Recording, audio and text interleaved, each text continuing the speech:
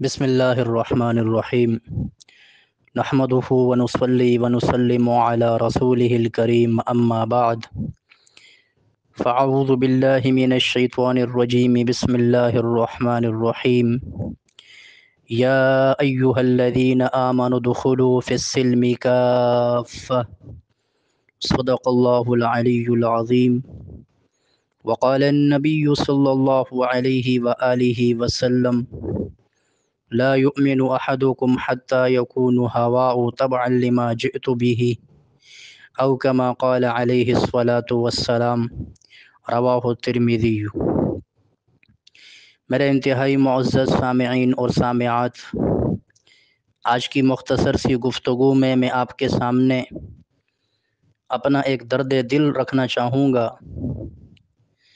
کہ آج دنیا میں سب سے مظلوم چیز پر اگر غور کیا جائے کہ دنیا میں سب سے مظلوم کون ہے، تو جواب یہ ملے گا کہ وہ پیارے پیغمبر صلی اللہ علیہ وآلہ وسلم کا وہ مبارک دین ہے جو اللہ نے اپنے پیارے پیغمبر صلی اللہ علیہ وسلم کو دے کے اس دنیا میں مبعوث فرمایا۔ یہ دین جو کہ نبی کریم صلی اللہ علیہ وسلم کی میراث ہے، آپ صلی اللہ علیہ وسلم کی تمام محنت کا خلاصہ اور نتیجہ ہے، یہ آج مسلمانوں کے گھر میں ہی سب سے زیادہ مظلوم بنا ہوا ہے۔ آج اگر ہم اپنی زندگی میں غور و فکر کرتے ہیں تو اللہ معاف فرمائے، نتیجہ شاید یہ نکلتا ہے کہ آج ہم مسلمان نہیں رہے۔ آج ہمارے اندر ظاہری طور پر بھی اسلام کی کوئی علامت نہیں ہے اور نہ ہی باطنی طور پر ہم مسلمان باقی رہے ہیں۔ ہم اپنے گھر کی زندگی سے آغاز کریں تو بازار کی زندگی تک، اور پھر بازار کی زندگی سے سلطنت کے ایوانوں تک آپ دیکھیں تو بے دینی کا ایک ایسا بازار گرم ہے کہ جو ختم ہونے کا نام ہی نہیں لے رہا۔ اللہ رب العالمین قرآن مجید فرقان حمید میں ارشاد فرماتے ہیں کہ یا ایھا الذین آمنوا ادخلوا فی السلم کافہ، اے وہ لوگو جو ایمان لے کے آئے ہو، پورے کے پورے دین میں داخل ہو جاؤ۔ نبی کریم صلی اللہ علیہ وسلم نے ارشاد فرمایا کہ تم میں سے کوئی اس وقت تک مومن نہیں ہو سکتا یہاں تک کہ اس کی خواہشات اس چیز کے تابع نہ ہو جائیں جس کو میں لے کر آیا ہوں، یعنی اس کی خواہش دین کے تابع جب تک نہ ہو جائے وہ شخص ایمان والا نہیں ہو سکتا۔ آج ہم اپنی زندگی پہ غور و فکر کریں تو اول تو ہمارا دین اسلام پہ عمل ہی نہیں ہے، اس لیے کہ ہمیں دین اسلام کا علم ہی نہیں ہے۔ اور اللہ معاف فرمائے کہ جن لوگوں کو علم ہے، پہلی صف میں نماز پڑھنے والے، ہر سال پابندی سے نفلی حج اور عمرے کرنے والے، نوافل کے روزے رکھنے والے بھی پورے کے پورے دین پر عمل نہیں کرتے۔ جہاں پہ ہماری خواہش کے خلاف کوئی بات آ گئی، جہاں پہ معاشرے کے رسم و رواج کے خلاف کوئی بات آ گئی، جہاں پہ برادری کے خلاف شریعت کا کوئی تقاضا سامنے آ گیا، یعنی ایک طرف برادری کا رسم و رواج ہے اور دوسری طرف شریعت کا حکم ہے، ایک طرف خاندان کا رسم و رواج ہے، دوسری طرف اسلام کا حکم ہے۔ ہم اسلام کے حکم کو تو چھوڑ دیتے ہیں آسانی سے، لیکن ہمارے لیے برادری، رسم و رواج اور خاندان کو چھوڑنا یہ آج ناممکن بن چکا ہے۔ یہ میں ان مسلمانوں کی بات نہیں کر رہا جو نماز نہیں پڑھتے، بلکہ میں ان مسلمانوں کی بات کر رہا ہوں جو صف اول کے نمازی ہیں۔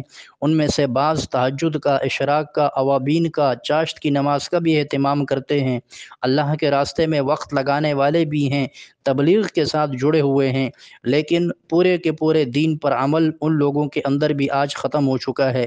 تو اندازہ لگائیں کہ جب اب نمازیوں کے اندر پورے دین پر عمل نہ رہا تو پھر وہ لوگ کہ جو بیچارے دین سے بالکل ہی دور ہیں، جن کو دین کی الف با کا علم نہیں، ان کے اندر پھر دین کو سمجھنے کا اور عمل کرنے کا جذبہ کس حد تک ہوگا۔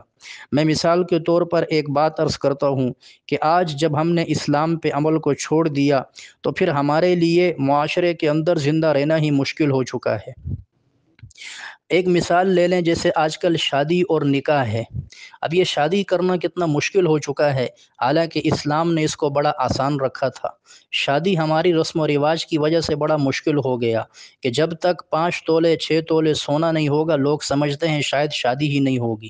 جب تک لمبی چوڑی 40 گاڑیوں پر مشتمل بارات نہ ہوگی، اس وقت تک سمجھتے ہیں کہ شاید شادی ہی نہ ہوگی۔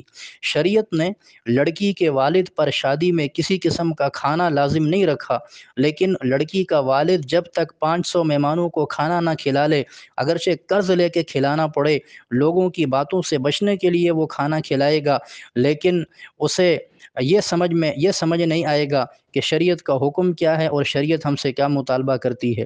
وہ سمجھتا ہے کہ شاید جب تک میں کھانا نہ کھلاؤں اس وقت تک شاید میری بیٹی کی شادی اور رخصتی یہ درست نہ ہوگی۔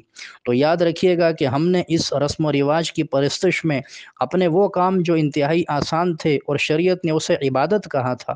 اللہ کے نبی صلی اللہ علیہ وسلم نے فرمایا النکاح من سنتی، نکاح میری سنت ہے۔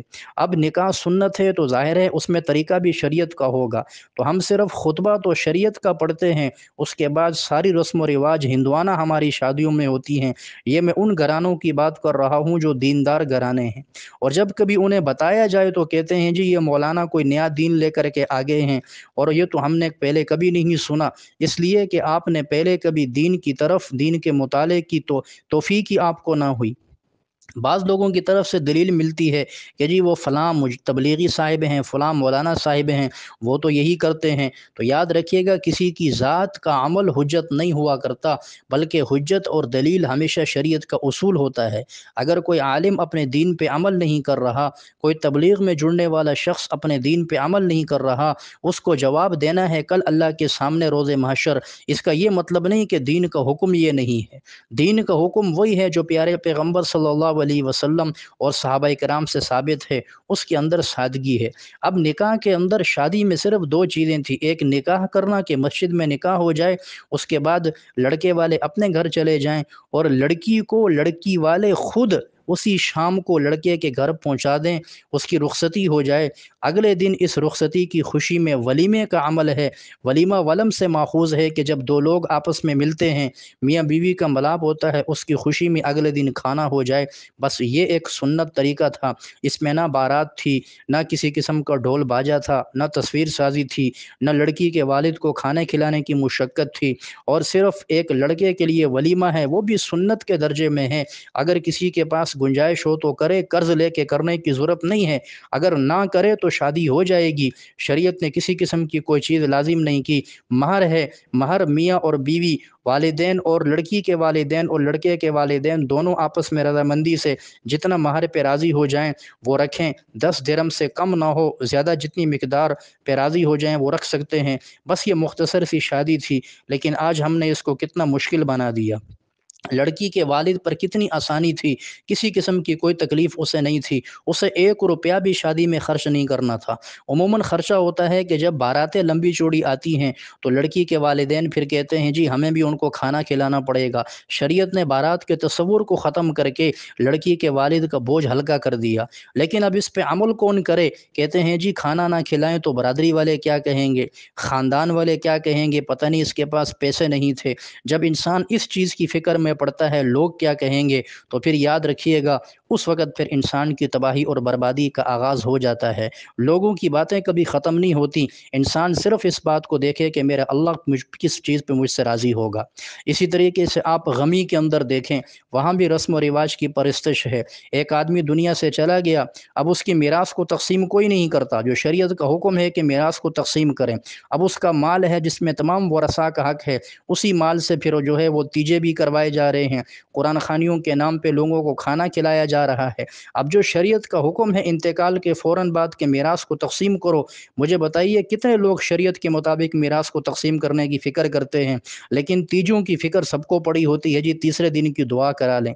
اب جس آدمی کی میراث شریعت کے مطابق تقسیم نہیں ہوئی، وہ آدمی خود بھی زندگی میں بے دین رہا اور اپنے متعلقین کو بھی دین نہیں سکھایا، اس کے لیے پھر تیجے کی دعائیں اور 40ویں کی دعائیں کس چیز میں فائدہ مند ہوں گی۔ اس لیے میں نے ایک گزارش مختصر وقت میں عرض کرنے کی کوشش کی، ہم دین کے مزاج کو سمجھیں، یہ دین، یہ شادی نکاح یہ سنت کے مطابق کرنا، غمی سنت کے مطابق کرنا، بازار کی زندگی کو سنت کے مطابق کرنا، گھر کی زندگی کو سنت کے مطابق لانا، میاں بیوی کے آپس میں معاملات سنت کے مطابق ہوں، والدین اور اولاد کے معاملات سنت کے مطابق ہوں، یہ دین ہمارے لیے ہے۔ اس پہ عمل کسی یہودی نصرانی نے نہیں کرنا۔